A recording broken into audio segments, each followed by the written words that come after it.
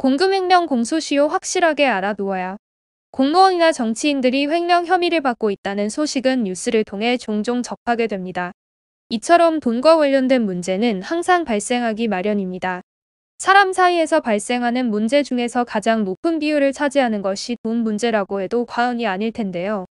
사람들이 함께 모여 활동하기 위해서는 일정의 돈이 필요합니다. 활동할 때마다 개인적으로 나눠 지불하는 것이 어렵기에 한 달 또는 1년에 한 번씩 회비를 걷어 단체 활동을 운영하게 됩니다. 대표적으로 동호회가 해당될 수 있겠습니다. 이러한 사적 모임이 아니더라도 회사나 단체에서도 공금은 필요할 텐데요. 개인에게 조금씩 돈을 걷는다 하더라도 이 돈이 모이면 규모가 커지게 됩니다. 단체의 규모가 클수록 운영자금의 규모는 커질 수밖에 없습니다. 그렇기에 가장 믿을 수 있는 사람에게 공금을 맡기게 되죠. 하지만 큰돈을 앞에 두고 사람의 욕심을 자제하기란 쉽지 않습니다. 이에 공금과 관련된 각종 문제들이 수없이 발생하고 있습니다. 최근 어느 마을 이장이 공금횡령 혐의로 주민들로부터 고소를 당하는 사건이 발생했습니다. 전체 가구가 10여 가구뿐인 아주 작은 이 마을에서는 마을 기금을 이장이 관리하고 있습니다. 하지만 최근 마을 이장이 교체되면서 각종 문제들이 발견되고 있는 상황입니다. 주민들은 3년 전까지 30%를 경작 비용을 마을 기금으로 적립하는 제도를 통해 마을 기금이 상당히 모여 있었는데 이를 이전 이장인 A씨가 손을 댔다고 주장하고 있습니다. 새롭게 부임된 이장이 마을 기금이 0원인 것을 확인하고 주민들과 함께 A씨에게 사용 내역을 알려달라고 요청했습니다.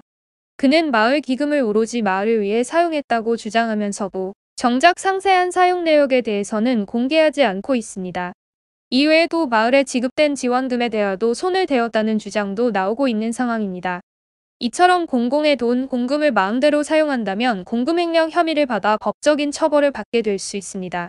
공금을 개인적으로 사용한 후에 돈을 다시 채워 넣는다 하더라도 본 혐의로 처벌 위기에 놓일 수 있습니다. 오늘은 공금횡령에 대하여 구체적으로 알아보도록 하겠습니다. 공공의 돈, 공금은 개인이 사적인 목적으로 마음대로 사용할 수 없는 돈을 말합니다.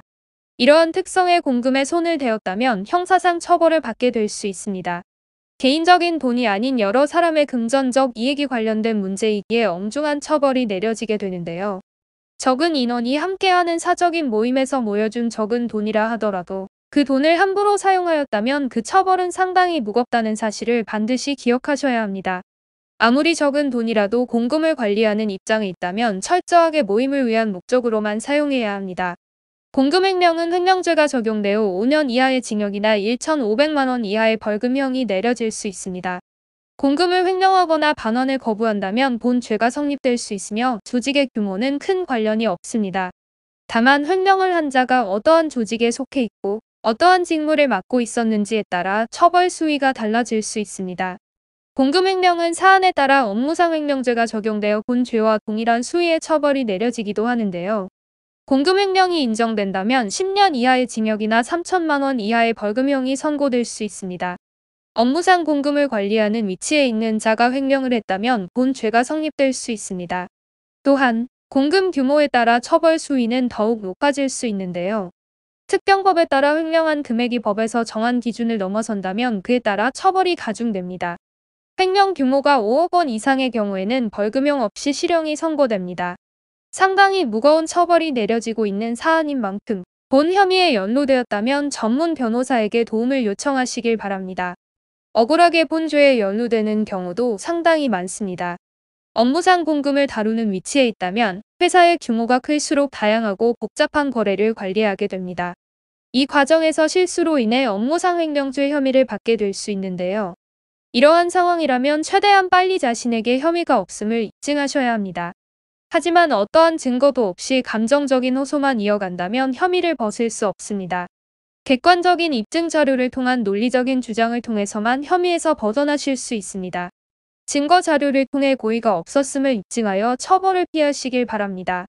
단순히 혐의를 부인하기보다는 형사 전문 변호사에게 도움을 요청하시는 것이 현명합니다. 실제로 횡령을 한 상황이라면 최대한 빨리 전문가에게 법리적 검토를 받아 감경 요소를 찾아내셔서 처벌 수위를 낮추기 위해 노력해야 합니다.